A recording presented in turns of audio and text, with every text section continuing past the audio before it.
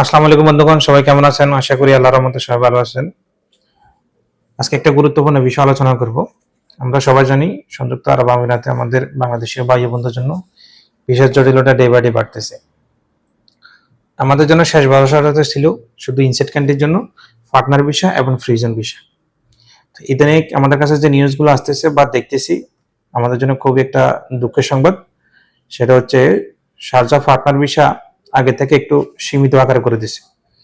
আমি গত একটা ভিডিও করছিলাম, সেখানে বলছিলাম যে আমরা যারা পার্টনার ভিসা নিয়ে কাজগুলো করি বা লাইসেন্স নিয়ে কাজগুলো করি, একটা লাইসেন্সের ভিতরে কয়টা পার্টনার ভিসা পাওয়া যাবে, কি ৩টা ৪টা ৫টা বা তার অধিক বা তার কম, এই বিষয়গুলো নিয়ে আমরা ডিসকাস না করি।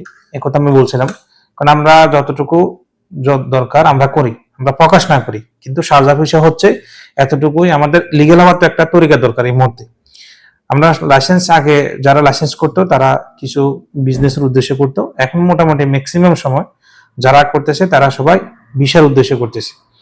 পাশাপাশি বিজনেসও হচ্ছে, তবে বিজনেসের সংখ্যাটা খুবই কম। সো ইদানিং আমরা যে নিউজটা দেখতেছি, গত ৩ থেকে ৪ দিন ধরে সিকিউরিটি অ্যাপ্রুভাল রিজেক্ট আসতেছে। তো সিকিউরিটি অ্যাপ্রুভাল রিজেক্ট আসতেছে মতলব আপনার লাইসেন্সও হচ্ছে না, পার্টনার ভিসা হওয়ার সম্ভাবনা নেই। তো শারজাহ পার্টনার ভিসা একেবারে বন্ধ হবে না, তবে আমরা যেখানে একের অধিক বা ৩টা ৪টা বা যাচ্ছে বেশি করছিলাম, সেখান থেকে একটু সীমিত আকারে কম করে দিয়েছি।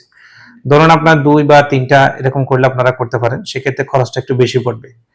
তো আমার মতে এখন যে পরামর্শটা সেটা হচ্ছে, যদি আপনার সিকিউরিটি অ্যাপ্রুভাল পাস হয়, আলহামদুলিল্লাহ আপনি সামনের দিকে আগাইতে পারেন, লাইসেন্স থেকে শুরু করে ভিসা পর্যন্ত। যদি সিকিউরিটি অ্যাপ্রুভাল যদি রিজেক্ট আসে, তাহলে আমি মনে করি আপনি এখানে স্টপ হওয়াটা প্রয়োজন, অযথা সামনে আগানোটা প্রয়োজন নাই, কারণ টাকা টুকা সবই লোকসান হবে। সো আপনারা যারা ইতিমধ্যে সিকিউরিটি অ্যাপ্রুভাল পাস হয়ে গেছে, লাইসেন্স হয়ে গেছে, বিষয়টা করবেন, তারা দ্রুত করে নেন। আর যারা এখনো পর্যন্ত করেন না বা করার চিন্তা ভাবনা করতেছেন, তারা সীমিত আকারে কম সংখ্যা নিয়ে সিকিউরিটি অ্যাপ্রুভাল যদি পাস হয় তাহলে সামনের দিকে আগান, আর সিকিউরিটি অ্যাপ্রুভাল যদি না আসে তাহলে আর আগানোটা প্রয়োজন নেই।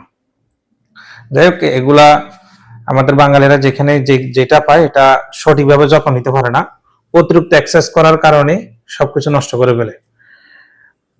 তো যতটুকু আমাদের কাছে আপডেট, আপনাদেরকে সতর্ক করার জন্য এই কথাটা বলছি। তো যা কিছু করবেন একটু ভেবেচিন্তে করবেন। আর ট্রান্সফার বিষয় শুধুমাত্র ডুবাইতে যাদের ডিগ্রির সার্টিফিকেট আছে পূর্বের নিয়ে শুধু তারাই করতে পারতেছে, এবং যাদের কাছে ডিগ্রির সার্টিফিকেট আছে, অ্যাটেস্টেড করা আছে, তারা চাইলে আউটসাইড থেকে আসতে পারবে। নর্মাল ভিসা ইনসাইড আউটসাইড কোথাও ট্রান্সফার হচ্ছে না বা আউটসাইড থেকেও আনা যাচ্ছে না। তারপর হচ্ছে ফ্যামিলি ভিসা। ফ্যামিলি ভিসার জন্য আমাদের কাছে প্রতিনিয়ত অনেক মেসেজ আসে। ফ্যামিলি ভিসা আউটসাইডের জন্য টোটালি বন্ধ, কোনো আপডেট আসেনি। যদি কোনো আপডেট আসে অবশ্যই আপনারা জানতে পারবেন, আমরাও জানানোর চেষ্টা করবো ইনশাল্লাহ। তবে শুধুমাত্র ইনসাইড হচ্ছে।